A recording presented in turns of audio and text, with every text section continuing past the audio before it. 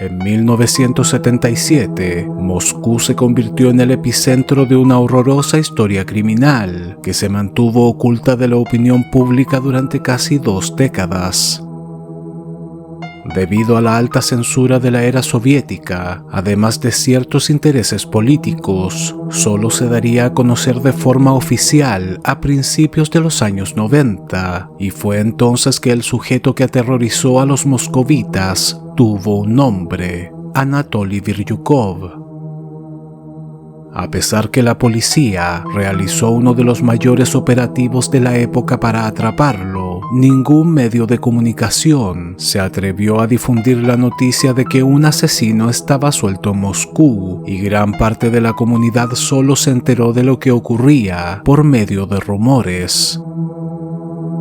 Pero quizá lo más aterrador era que las víctimas de Biryukov eran bebés de pocos meses de edad y que los raptaba bajo las narices de sus propios padres con una facilidad alarmante.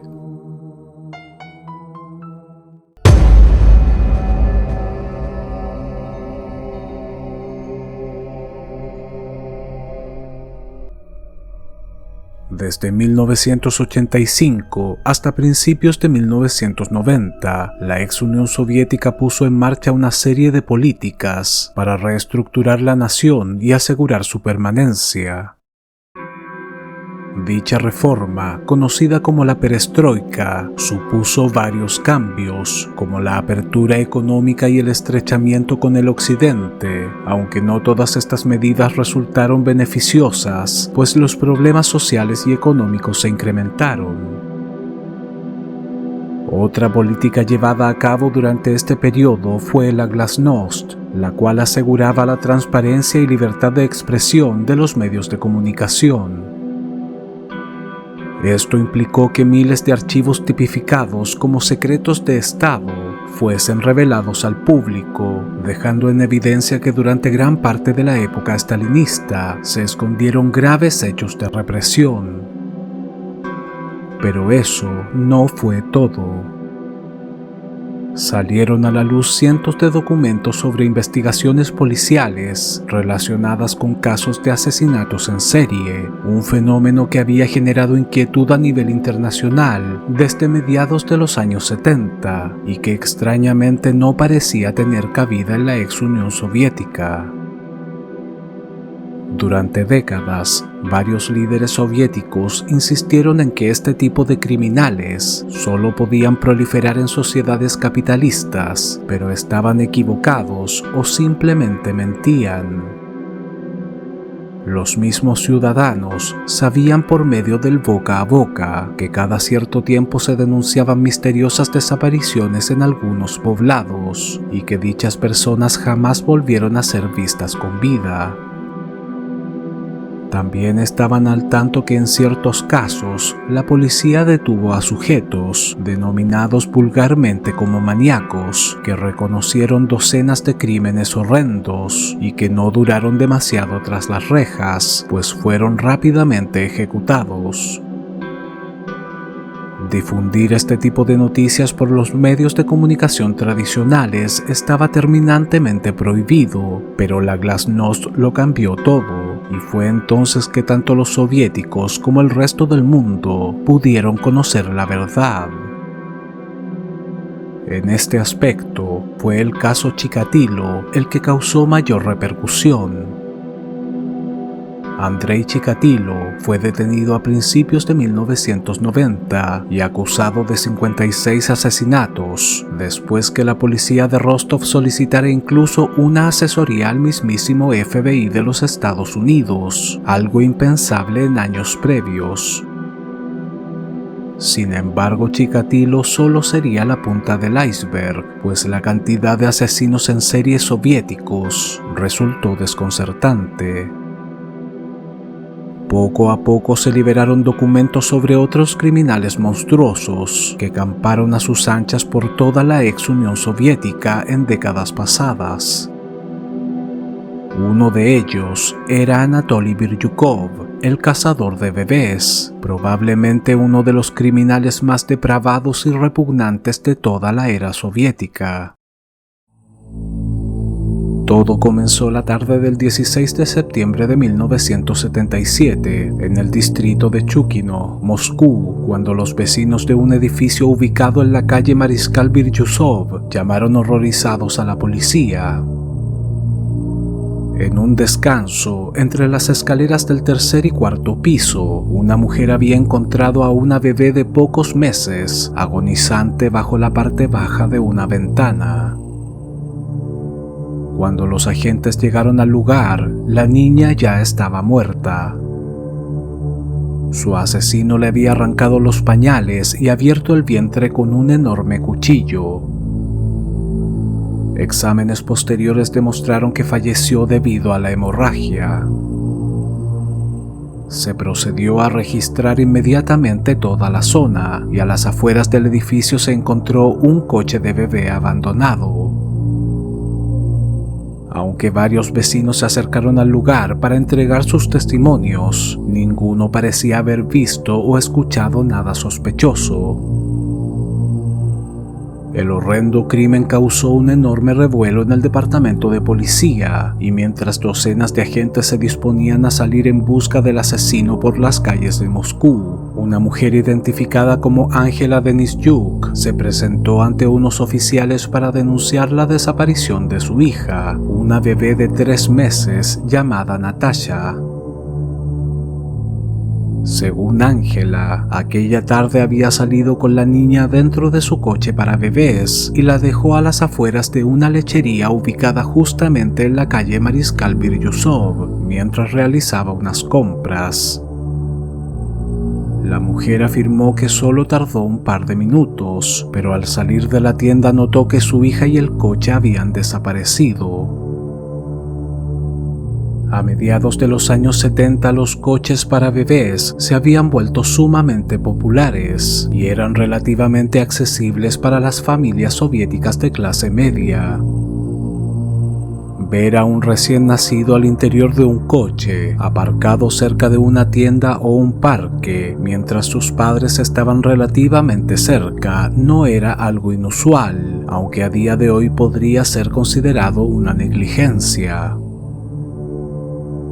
Tras tomar la declaración de Angela Denisyuk, uno de los detectives se vio obligado a informarle que muy cerca del sitio donde su hija había sido raptada, se había encontrado el cadáver de una bebé que coincidía con su descripción. La mujer parecía estar paralizada tras recibir la noticia y no conseguía hilar palabras. Sin embargo, varios agentes notaron que había mostrado un comportamiento extraño desde el momento en el que entró en la comisaría. Por lo visto, en un comienzo Angela realizó la denuncia en voz baja y relativamente tranquila. Muchos de los oficiales más veteranos sabían por experiencia que cuando una madre llegaba hasta el departamento de policía para denunciar la desaparición de un hijo, lo hacían de forma desesperada, gritando y discutiendo, por lo que el testimonio de la joven despertó cierta desconfianza. Por otro lado, un crimen de estas características no parecía tener sentido alguno. La pregunta que se hacían los investigadores era por qué alguien querría matar a un bebé de tan solo 3 meses. Una vez que las autoridades confirmaron que la víctima era efectivamente Natasha Denisyuk, tanto Angela como su marido, un sujeto identificado como Nikolai, se convirtieron en los principales sospechosos y la investigación se centró en ellos. Se trataba de un matrimonio joven y Natasha era su única hija.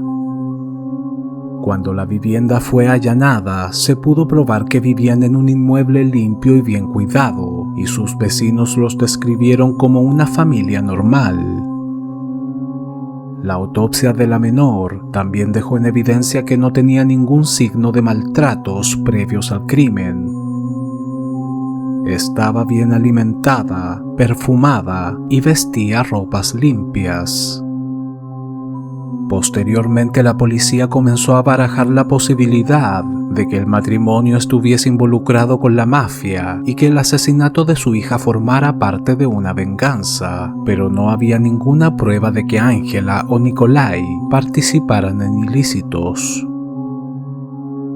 Los detectives continuaron interrogando a la mujer, la cual estuvo detenida durante 3 días negando las acusaciones. Sin embargo, una nueva denuncia los convenció de que sus sospechas eran infundadas. El 19 de septiembre, otra joven identificada como Gulsiga Nanayeva acudió a la policía para denunciar el secuestro de su hija de 3 meses, Yulia. Según la mujer, se encontraba comprando algunos artículos en la tienda infantil de Eskimir, en la avenida Prospect Mira, cuando dejó desatendido el coche en el que llevaba a su hija por un par de minutos. Al regresar, el coche y la bebé habían desaparecido.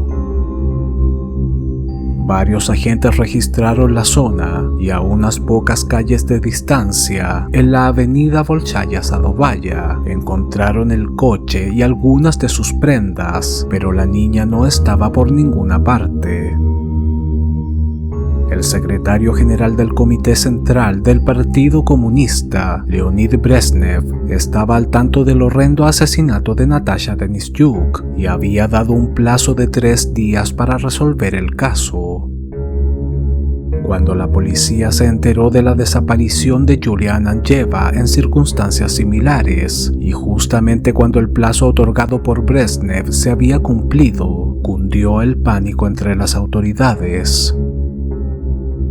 De inmediato se llevó a cabo un enorme operativo, incluyendo el control de caminos y carreteras, redadas masivas y vigilancia en diversos puntos de la ciudad. Cientos de agentes encubiertos se situaron a las afueras de locales comerciales, en parques infantiles y estaciones de buses, y aunque se interrogó a algunos sospechosos, la investigación no prosperó. También se realizaron varias tareas de búsqueda para dar con el paradero de Yulia Ananyeva. Sin embargo, las probabilidades de encontrarla con vida eran prácticamente nulas. Casi un mes más tarde, un bebé de 6 meses fue arrebatado de los brazos de su abuela cuando ésta iba con él por una calle de Moscú. A pesar que la anciana alertó a un par de transeúntes para que la ayudaran, no pudieron dar con el secuestrador. El testimonio de la mujer tampoco resultó de ayuda, pues solo pudo describir al sujeto como un hombre robusto, de camisa a cuadros, pantalón gris y gorra oscura. La identidad del menor no sería revelada en los documentos oficiales, pero su cadáver sería encontrado pocos días más tarde en un área boscosa. Los forenses llegaron a la conclusión que la causa de muerte se debía a daños internos provocados por el abuso del que había sido víctima. El impacto y horror que produjo esta inesperada revelación en los agentes involucrados en el caso fue enorme. Si ya de por sí asesinar bebés era algo retorcido y cruel, abusar de ellos resultaba aún más aberrante.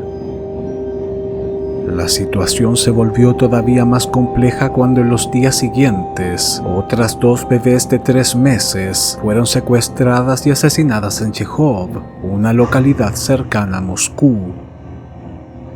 Según los registros forenses, ambas fallecieron a causa de los abusos a los que fueron sometidas.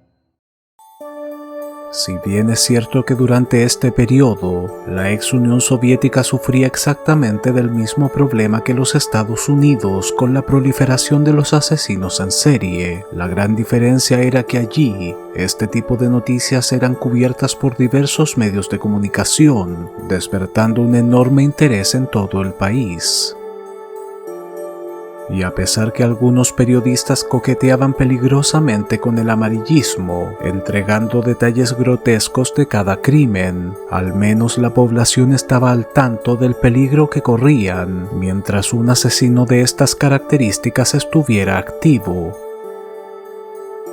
La gente era mucho más cuidadosa, llamaban preventivamente a la policía si sospechaban de algún individuo, evitaban subirse a vehículos con desconocidos e incluso patrullaban sus vecindarios con regularidad para asegurarse que todo estuviera en orden.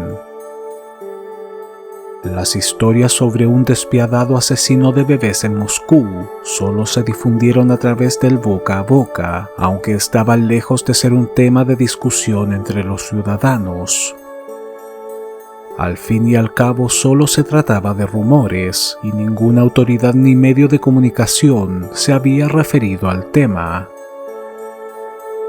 Omitir dicha información claramente favoreció el actuar del asesino, quien seguía buscando por las calles a mujeres que ignoraban el terrible peligro que corrían sus hijos, aunque por lo visto fue lo suficientemente astuto para cambiar de locación y cometer 2 crímenes en Chejov cuando Moscú se llenó de policías encubiertos. El 17 de octubre, finalmente el cuerpo de Yulia Ananyeva, la segunda bebé que fue raptada, sería encontrado en un vertedero de la capital. Nuevamente los exámenes forenses confirmaron que fue víctima de abuso, aunque su muerte se debió a una fuerte contusión cerebral. 4 días más tarde, el 21 de octubre, Valentina Mamójina se acercó a una tienda de la capital junto a su hija Natasha de 3 meses dentro de su coche. La dejó fuera del local mientras realizaba un par de compras, pero cuando salió la niña y el coche habían desaparecido. La mujer comenzó a gritar y solicitó la ayuda de los transeúntes, hasta que uno de ellos afirmó haber visto a un hombre con un coche de bebé caminando a menos de 1 cuadra de distancia. Varias personas salieron tras él y pudieron localizarlo, pero este se internó rápidamente en una zona boscosa y le perdieron la pista. Lo único que dejó tras de sí fue un sombrero oscuro que se le cayó tras la persecución. Después de varios minutos de búsqueda, finalmente el coche y la bebé fueron hallados en la parte posterior de la tienda donde había sido raptada, escondida en una escalera de servicio que conducía a un sótano. Afortunadamente, Natasha se encontraba ilesa. La policía fue alertada del incidente y los testigos pudieron describir detalladamente al sospechoso. Se trataba de un hombre de entre 30 y 40 años, cabello oscuro, estatura media y con sobrepeso. La gorra se le había caído mientras huía de sus perseguidores, así que se contaba también con esa pista. Pero la característica más distintiva era que tenía una enorme y profunda cicatriz en la mejilla izquierda, que se extendía desde la barbilla hasta la sien. Aunque algunas fuentes aseguran que gracias a dicha descripción se realizó un identikit y el criminal pudo ser identificado por sus compañeros de trabajo, lo cierto es que ni las autoridades ni ningún medio de comunicación difundieron la noticia y por ende nadie sabía siquiera que la policía estaba detrás de un asesino en serie. El programa llamado La Investigación se llevó a cabo, conducido por el actor soviético Leonid Kanevsky. Entrevistó a Valentina Mamójina y esta explicó que tras realizar la denuncia, el incidente la dejó sumamente intranquila. Sabía que un sujeto con una cicatriz tan grande en el rostro debía ser fácil de identificar, pero temía que la policía no tomara en serio su denuncia. Fue entonces que decidió recorrer ella misma locales comerciales, parques infantiles, paradas de buses y hospitales cercanos, con la esperanza de encontrar al hombre que había intentado llevarse a su hija Natasha. 3 días más tarde, el 24 de octubre, se acercó a la misma tienda de artículos para niños, donde su hija estuvo a punto de ser secuestrada. El sitio era frecuentado a diario por jóvenes madres que llevaban a sus hijos dentro de sus coches. Valentina supuso que si aquel hombre estaba interesado en secuestrar bebés, existía la posibilidad de que estuviese merodeando la zona, y no se equivocó. Al verlo a través de una vitrina, la mujer armó un alboroto y entre varios transeúntes redujeron al sospechoso hasta que llegó la policía. El sujeto sería identificado como Anatoly Biryukov, un mecánico de 38 años y padre de 2 hijas. Para sorpresa de los agentes, tras ser interrogado, no tuvo problemas en reconocer que al momento de ser detenido se encontraba en busca de una nueva víctima y que era el responsable de los secuestros y asesinatos de bebés que tenían en vilo a las autoridades de Moscú. La franqueza de Biryukov despertó ciertas dudas entre los detectives. Si se probaba que era el autor de los crímenes, seguramente sería fusilado. Sin embargo, parecía estar tranquilo y se limitó a decir que abusaba de los infantes porque su esposa se negaba a mantener relaciones sexuales con él. Anatoly Nikolaevich Biryukov nació el 18 de febrero de 1939 en el pueblo de Lopasnia, el cual en 1957 pasaría a llamarse Chejov, en el Oblast de Moscú. En los primeros años de vida tuvo una infancia normal. Su familia era cariñosa, adinerada y asistía a uno de los mejores colegios de Moscú. El padre de Anatoly, Nikolai Biryukov, era un teniente general que tuvo una destacada participación en la Segunda Guerra Mundial, combatiendo contra la Alemania nazi en Smolensk y Stalingrado. En 1945 fue nombrado comandante del Tercer Regimiento del Frente Ucraniano y además recibió el título de Héroe de la Unión Soviética. Todos estos galardones le habían procurado un estilo de vida próspero junto a su esposa y su hijo. Sin embargo, una tragedia arruinó la apacible vida de la familia Biryukov. Cuando Anatoly tenía 8 años, cogió una caja de cartuchos que su padre guardaba en un velador e intentó extraer la pólvora cortándolos por la mitad con una sierra, con la intención de fabricar una bomba casera. Aquello produjo una enorme explosión y el niño sufrió severas quemaduras en el rostro, el pecho y las manos, además de una profunda herida en su mejilla izquierda. Los padres de Anatoly decidieron tratar al niño en casa, pues el incidente no solo podía ser calificado como una grave negligencia por parte de algunos líderes soviéticos y arrebatarles todos sus privilegios, sino que incluso podían ser fusilados. Casi una semana después del accidente, la familia Biryukov finalmente se presentó en un centro asistencial, en donde aseguraron que el chico se había quemado cuando una cacerola con sopa hirviendo le cayó encima. A partir de entonces, Nikolai desarrolló un gran sentimiento de culpa. Pocos meses antes del accidente, él mismo había comenzado a enseñarle a su hijo el uso de armas de fuego, con la ilusión de que en un futuro se convirtiera en militar. Aunque estaba preocupado por él e intentó mantener una buena relación, mirarlo a la cara le recordaba que tenía gran parte de responsabilidad en lo que le había ocurrido, y poco a poco empezaron a distanciarse. Por otra parte, el niño comenzó a tener varios problemas en la escuela, pues sus compañeros de clase se burlaban de él y lo acosaban constantemente debido a su apariencia. Se volvió taciturno, silencioso, se quedó sin amigos y se ausentaba de clases durante semanas. Las cicatrices de su cuerpo mermaron seriamente su autoestima y durante la adolescencia pasó gran parte del tiempo solo en casa.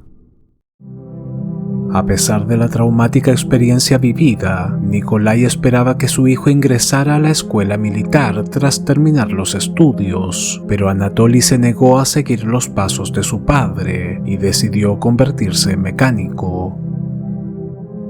En los años posteriores, Anatoly Biryukov se casó con una joven, tuvieron 2 hijas y se estableció en una empresa de Moscú, en donde era considerado un empleado responsable y altamente capacitado. Tenía una excelente relación con sus compañeros de trabajo, quienes lo describieron como un sujeto normal, tranquilo y educado. Sin embargo, en 1971, a la edad de 32 años, Biryukov fue arrestado por intentar llevarse un bebé de pocos meses desde las afueras de una clínica infantil. La misma madre vio cuando el hombre cogió el coche e intentó huir con él, pero afortunadamente pudo alertar a un par de personas que lo detuvieron. Ante los agentes que lo interrogaron, Biryukov se mostró sereno y afirmó que solo había intentado jugarle una cruel broma y darle una lección a la mujer por descuidar a su hijo en un espacio público. Finalmente sería dejado en libertad y solo tuvo que pagar una pequeña multa. 6 meses más tarde, en 1972, sería nuevamente arrestado tras intentar secuestrar a otro bebé con el mismo modus operandi. Esta vez afirmó que pensaba que el coche estaba vacío y que su intención era robarlo para luego venderlo. Los documentos oficiales indican que tras este delito fue sentenciado a cumplir 3 años de cárcel. Sin embargo, Biryukov no contaba con antecedentes penales cuando fue detenido por los asesinatos en 1977. No hay una fuente que lo confirme, pero es muy probable que no fuera encarcelado en ese momento, debido al estatus de héroe nacional que tenía su padre. A pesar que las autoridades cometieron varios errores en el caso Biryukov, lo cierto es que sus crímenes y el perfil de sus víctimas eran poco comunes. Tras ser enviado al Instituto Sersky de Moscú para ser evaluado, los especialistas concluyeron que el comportamiento de Biryukov no se ajustaba al de un simple pederasta, sino más bien al de un nepiofílico, término que no es utilizado ampliamente por la psiquiatría, pero sí en ciertos círculos académicos. La nepiofilia se explica como la atracción de un adulto hacia un menor de entre 0 y 6 años.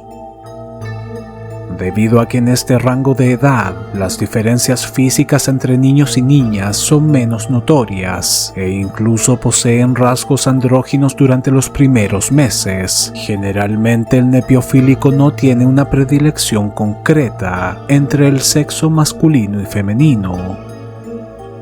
Esto explicaría por qué Biryukov no hizo diferencias al atacar a sus víctimas, al igual que en el caso de su compatriota, el asesino en serie Vladimir Vinichevsky. La ex esposa de Biryukov aseguró a los investigadores que su marido comenzó a tener actitudes extrañas después que tuvieron a su segunda hija y evitaba dejarla a solas con él. La relación entre ambos se había deteriorado, no mantenían relaciones sexuales y cuando en 1972 fue acusado de robar un coche de bebé, se mudó donde su madre y solicitó inmediatamente el divorcio.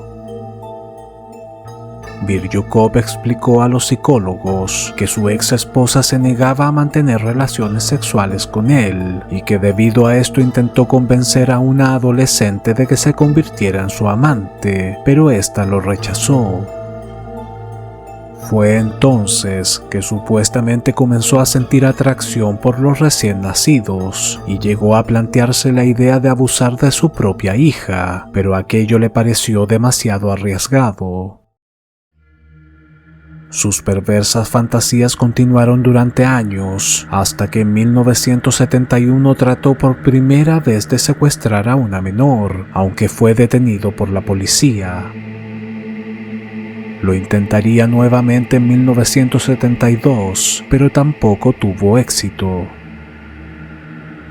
En 1977 consiguió raptar a Natasha Denisyuk y la llevó hasta las escaleras de un edificio para abusar de ella. Sin embargo, escuchó ruidos en el piso superior y comprendió que podía ser descubierto. Antes de salir huyendo, sacó un enorme cuchillo que llevaba entre sus ropas y la apuñaló, provocándole la muerte. 3 días más tarde, raptó, violó y asesinó a Yulia Ananyeva y posteriormente lanzó su cadáver a un basurero. Los restos de la niña serían encontrados varias semanas después en un vertedero de Moscú. Biryukov finalmente había cumplido su oscura fantasía, pero no estaba satisfecho y volvió a atacar, esta vez a un niño de 6 meses, al cual asesinó a golpes. En aquel momento toda la policía de Moscú estaba enfocada en resolver el caso, aunque los medios de comunicación se debían regir por la censura de los altos mandos soviéticos, y muy pocos ciudadanos estaban al tanto de lo que realmente estaba ocurriendo. De hecho, Biryukov pudo presenciar, justo frente a él y en plena calle, cómo un par de agentes interrogaban a un sujeto que llevaba un coche de bebé, y solo entonces comprendió que las autoridades estaban tras su pista. Es por este motivo que los otros 2 asesinatos los llevó a cabo en Chejov, su pueblo natal. Los especialistas concluyeron que Biryukov era un sujeto inteligente y plenamente consciente de sus actos, pero tenía una autoestima tan baja debido a las cicatrices de su rostro y su apariencia física en general, que se sentía incapaz de conquistar a una mujer, aunque aquello no explicaba ni mucho menos justificaba las atrocidades que había cometido. Sus víctimas eran débiles e indefensas, incapaces de defenderse o siquiera denunciarlo. Y aunque Biryukov solo afirmaba sentir una atracción sexual por ellas, terminó asesinándolas porque posiblemente la muerte también formaba parte de aquella fantasía sádica. Aunque el padre de Biryukov contrató a uno de los mejores abogados de Moscú, pues en un principio pensaba que no era culpable, tras escuchar las declaraciones de su hijo decidió abandonarlo a su suerte. En 1978, Anatoly Biryukov sería encontrado culpable de 5 asesinatos y condenado a la pena de muerte por fusilamiento. Aunque envió varias cartas de clemencia a diversas autoridades soviéticas, no recibió ninguna respuesta. También intentó quitarse la vida en repetidas ocasiones, pero no lo consiguió. Por lo visto, Biryukov creía que las autoridades no se atreverían a condenarlo a la pena capital, pues era hijo de un héroe de guerra, pero se equivocó. Finalmente sería ejecutado el 24 de febrero de 1979. Su padre, Nikolai Biryukov, fallecería 2 años más tarde, pues su salud se deterioró gravemente tras enterarse de las aberraciones cometidas por su hijo y jamás consiguió recuperarse. Los asesinos psicópatas suelen escoger como víctimas a las personas más vulnerables de la sociedad. para asegurarse que ejercen un completo dominio sobre ellas y que sus fantasías perversas no se verán frustradas por una resistencia física o suspicacia inesperada. Las seleccionan con sumo cuidado y planifican el ataque, considerando siempre contar con algún tipo de ventaja. Anatoly Biryukov utilizó a sus víctimas como simples objetos sexuales y se deshizo de ellas sin sentir una pizca de remordimiento. El terrible daño provocado a las familias no lo conmovió en lo absoluto. Angela Denisyuk, la madre de la primera niña que asesinó, quedó tan afectada después del crimen que su salud mental se deterioró a tal grado que intentó robar varios bebés en las calles de Moscú para convencer a su marido de que había recuperado a su hija y que ésta seguía con vida.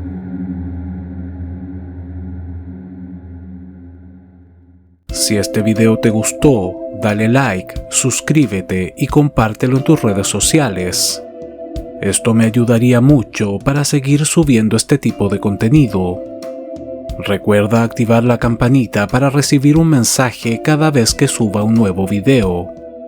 En la descripción podrás encontrar los enlaces para comprar mis libros Monstruos Humanos 1 y 2, en donde ahondo en el tema de los asesinos seriales, y también mi cómic Freak Show, 5 historias de circo.